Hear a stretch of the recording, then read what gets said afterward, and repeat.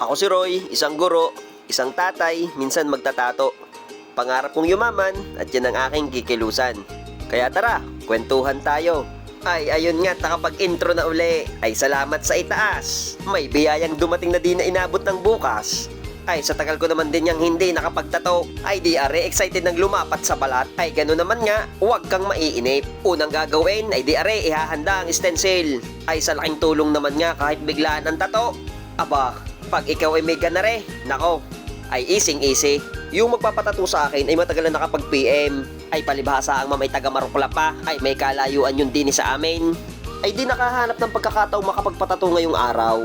Ay anong sunod na gagawin? Are, babalutin na ang makina. Na-miss ko rin nga ang pagbabalot na ng aking Dragon Hawk tattoo machine. Ay wag ka muna naman masisira kahit ikay bibihirang magamit. Ay alam mo na ang sir, mala artista din sa daming ginaganapan. Ay busy na sa pagtuturo bilang maestro. Minsan nagbabasketball pa pag weekend. Aktibo rin naman sa scouting.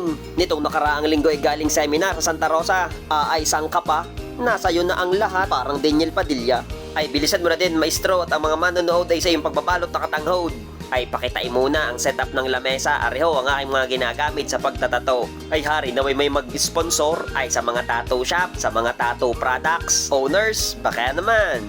Ay di areho atin ang ilalapat ang design na napili ng ma'am. Ang napili ng ma'am ay mga bula-bulaklak at dahon-dahon. Ay wala namang meaning sa kanya iyon. Ang gusto lamang niya ay matakpan yung peklat na nasa kanyang may lulod. Ang komento niya kaya siya nagkaroon ng ganung peklat ay naaksidente sa motor. Dahil nga sa peklat na iyon, ay di palagi na siyang naka-stockings. Ay di napanood daw niya sa Facebook na ako ay nagtatato. Kaya ako ay kanyang ipiniem. At tato ang kanyang naisip para matakluban yung peklat na iyon. At yan ma'am ang maganda ninyong desisyon. Ay iyon nga't nailapat na.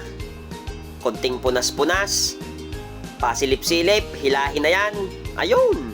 Ay ano pang gagawin? Aba, ay di umpisahin na yan. Ay ari ang unang tattoo ng ma'am ay napalaki agad. Ay ang tanong sani kung masakit. Ay ang sabi ko, edi inyong pakiramdaman kapag kaya di tutuloy natin. Ay nung mailapat ko ang karayom, ang sabi niya, abay kaya naman pala nga siya, tuloyin na. Ay sa may bandang tuhod may pinakita ring peklat ang ma'am. Ay ang sabi sa akin kung kaya daw iyon, aba, ay kaya din natin ho iyan. Hahanapin natin ang magandang design, yun ang sabi ko sa kanya. Ay kita nyo ga, hindi pa tapos ay nagbabalak na agad bumalik. Yan ang sumpa ng tato. Nung matapos kong malinyahan, ang sabi ng ma'am, "Hay, salamat, tapos na." Ay, ang sabi ko ay, "Ma'am, hindi pa, meron pa yung shading." Ay, di sa mga sandaling yan nga, nilalagyan ko na lang shading. Ay, ang pagsishade ay nakatutulong para mas umangat ang tato. Ang isa pang plano ng ma'am, siya lang daw ay bubuo pa ng lakas ng loob, ay kanyang pakukulayan. Ay, ari nga, tapos na. Pabula at punase. Pasilip nga.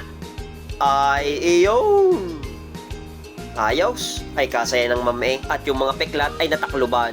Nag-request din siya na yung kanyang mga peklat na bilog-bilog ay matakluban ng mga bula-bulaklak din. Abay di ating pagbibigyan. Saglit laang naman iyon at maliliit naman nga. Ay matagal pa ang pinaghimay ng malunggay. Yan nga't naumpisahan na din.